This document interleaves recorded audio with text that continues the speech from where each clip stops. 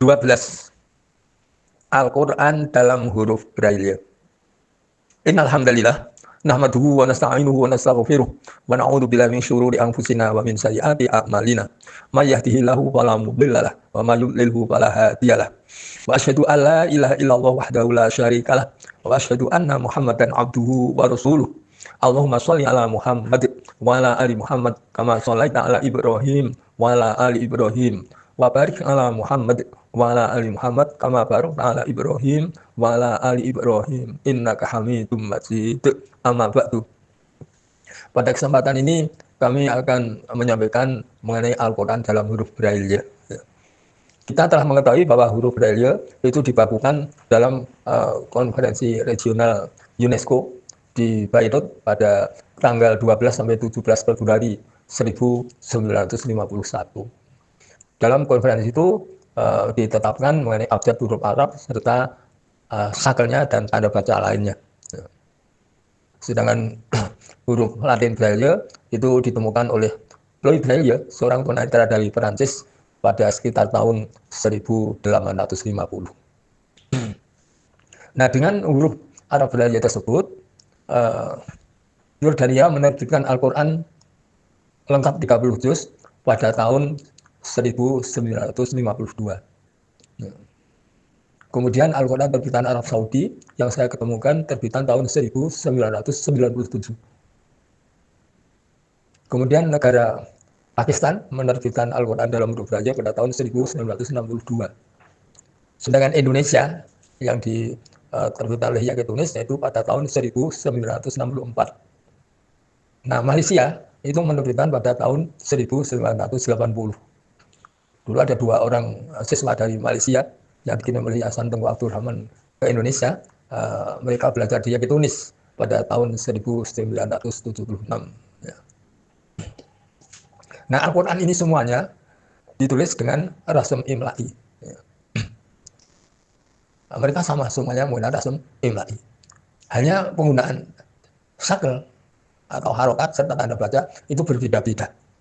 Untuk negara Yordania dan Arab Saudi itu tidak menerapkan harokat isbaiyah untuk bacaan panjang, tidak menerapkan tanda mat ya, untuk bacaan mat yang lebih dari 2 harokat, dan tidak menerapkan tanda wakof. Sehingga untuk menulis lafaz Allah itu ya alif lam sukun, lam fathah, kemudian hak ilahun ya, hamzah di bawah alif kasroh, lam fathah, hak dhammah tanwin ilahun. Lakin ya, lam fathah, kaf kasroh nun lakin. Kemudian untuk menulis kata lahu itu juga dengan dhammah biasa ya. Tidak menggunakan dhammah tegak ya. Kemudian untuk menulis bihi begitu pula dengan kasroh biasa ya. Bukan kasroh tegak untuk bacaan panjang. Namun menurut Qawaidul Imla, tata cara menulis bahasa Arab itu wajib dibaca panjang. Yang kedua, negara Yordania dan Arab Saudi juga belum menerapkan tanda mat ya, titik 246 sebagai tanda bacaan panjang. Ya. Jadi untuk menulis huruf awal surat seperti alif lam mim itu juga hanya ditulis huruf alif lam dan mim begitu saja. Menulis misalnya lafaz waladhdallin juga tidak diberi tanda mat panjang, tidak. Menulis yasin ya huruf ya dan sin. Ya. Kemudian yang ketiga bahwa kedua negara ini juga tidak menerapkan tanda wakof, hanya ada tanda akhir ayat saja. Ya. Nah, kemudian negara Pakistan ini menerapkan harokat isbaiyah, menerapkan tanda mat dan juga tanda wakof.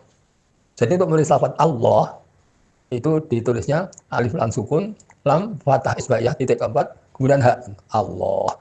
Ilahun ya, di bawah alif kasroh, lam fathah isbaiyah titik keempat, kemudian hak dhammah tanwin ilahun. Lakin begitu pula lam fathah isbaiyah ya, titik keempat, kemudian kaf kasroh nun lakin. Untuk menulis lahu juga dengan dhammah terbalik atau dhammah tegak ya, yaitu titik 346 lahu. Untuk menulis bihi juga dengan kasroh tegak atau kasroh isbaiyah titik 45 ya. Bihi. Kemudian yang kedua, Pakistan juga menerapkan tanda mat untuk bacaan yang panjang ya. Kecuali untuk maja ismun fasil dan mat silah kubro tidak diberi tanda mat. Jadi menulis alif lam mim itu ditulisnya alif lam tanda mat mim tanda mat. Nulis Yasin juga ya fathah isbaiyah, kemudian sin tanda mat. Untuk nulis waladhdallin ya, setelah huruf alif ada lafal dhalin itu diberi tanda mat ya. Untuk menulis misalnya jaa juga jim alif tanda mat kemudian hamzah titik ketiga fathah. Dan tanda wakaf juga diterapkan. Ini yang ketika menerapkan tanda wakaf. Tanda wakaf di akhir ayat itu diberi tanda titik 2356 atau tanda kurung, kemudian huruf tanda wakaf itu. Misalnya titik 2356 dan huruf jim atau 2356 huruf lam alif. Kalau di tengah ayat itu diberi tanda penghubung, kemudian huruf tanda wakaf. Ya, sepertinya titik 36 tanda penghubung, kemudian huruf jim. Titik 36 kemudian huruf lam alif. Begitu. Jadi kalau boleh dikatakan ya itu menurut saya ya lebih sempurna dan itu lebih mudah dibaca oleh tunanetra, terutama orang ajam ya, tunanetra di luar Arab ya. Itu mestinya termasuk Indonesia. Nah di Indonesia yang dicontoh mula-mula ada Al-Quran terbitan Yordania. Quran Yordania tidak menerapkan harokat isbaiyah, tanda mat dan tanda wakaf. Nah, saya mendengar keterangan dari Bapak Fadi Aziz, ya kami mengusahakan untuk menerapkan tanda mat.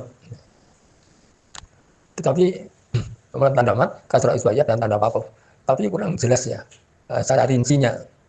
Hanya karena keaktifan Indonesia dalam menghubungi beberapa negara, akhirnya Indonesia menerima Al-Quran terbitan Pakistan.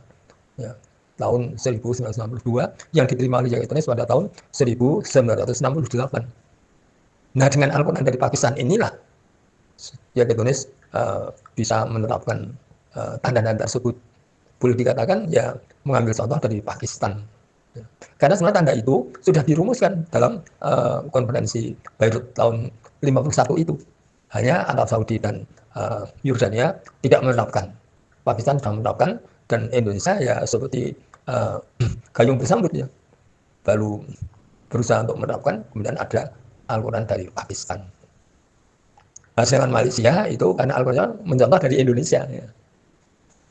Jadi dengan demikian kesimpulannya bahwa Al-Quran di dunia ini diturunkan dengan rasam imla'i. Itu sama semuanya, hanya penggunaan sakal dan tanda baca itu mengalami perbedaan seperti yang saya uraikan di atas. Nah adanya rasam imla'i ini boleh dikatakan ya ijtihad. Ijtihad ulama Timur Tengah ya, memang ulama yang mempunyai bahasa, ya, bahasa Arab. Dan dengan rasam imla'i, tunanetra Islam bisa membaca Al-Quran dengan mudah dan benar insya Allah. Karena saya sendiri mempraktekkan ya, sejak saya masuk ke Yakitunis tahun 70 ya, saya menggunakan Al-Quran itu merasa mudah. Dan sampai tahun 2004 secara resmi pemerintah Indonesia menggunakan Al-Quran Braille Rasam Imla'i. Dan para tunanetra bisa menggunakan Al-Quran tersebut dan waktu itu sebenarnya tidak ada keluhan dari para tunanetra. Itu yang saya ketahui.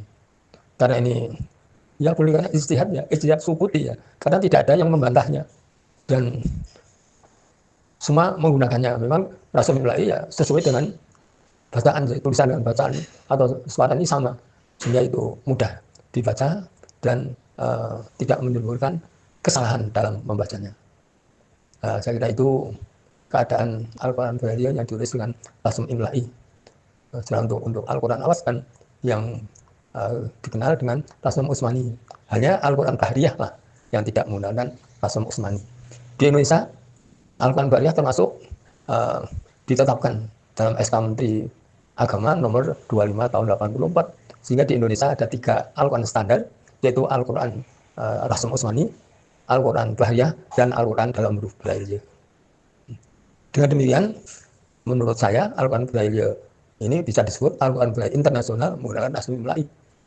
Karena semua negara menggunakan Rasam Imla'i walaupun belum ada semacam pernyataan dari satu lembaga atau negara, tapi saya menyebutnya itu bahwa itu Al-Quran internasional. Nah demikianlah, mudah-mudahan para tunanetra Muslim bisa membaca Al-Quran dengan alat yaitu Al-Quran dalam huruf Braille. Di samping itu para tunanetra juga mudah-mudahan bisa belajar secara musafahah, secara talaki, dan bisa menghafalnya, dan bisa mengamalkan dalam baca Al-Quran yang selanjutnya bisa menerjemahkan, memahami maknanya, serta mengamalkan apa yang menjadi perintah dan meninggalkan apa yang dilarangannya. Amin ya rabbal alamin. Demikian yang kami sampaikan. Mudah-mudahan Allah sangat memberikan perlindungan dan pertolongan kepada kita sekalian, khususnya kepada warga tunanetra yang hidup tanpa penglihatan tetapi bisa membaca Al-Quran dengan sarana kitab Al-Quran dalam huruf Braille. Demikian, mari kita akhiri. Alhamdulillahirabbil alamin. Subhanakallahumma wa bihamdik, asyhadu an la ilaha illa anta, astaghfiruka wa atubu ilaik. Assalamualaikum warahmatullahi wabarakatuh.